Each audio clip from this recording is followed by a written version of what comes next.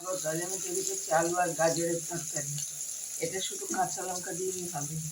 আলু গাজরটা একটু ভাপিয়ে নিয়েছি, জিরে ফোড়ন দিলাম, লবণ দিয়েছি, লবণ দিয়ে একটু সেদ্ধ করা ছিল আর লবণ দিয়েছি।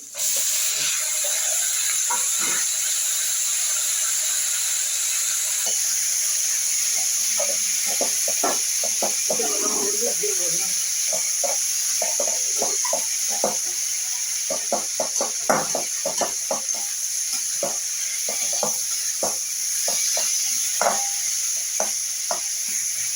ঢেকে দিচ্ছি।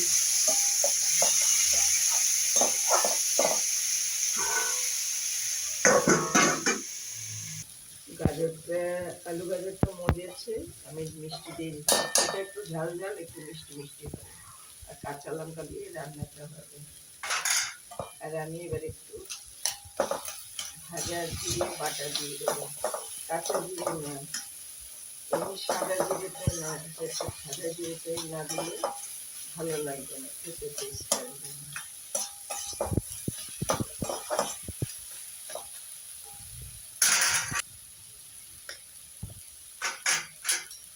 এই আমি জিরে বাটাটা দিয়ে দিলাম।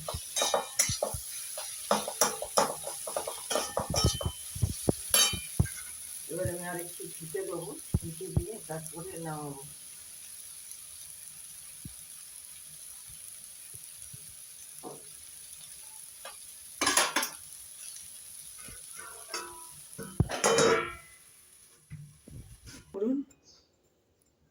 ভিডিওটা আমি এখানে শেষ করছি।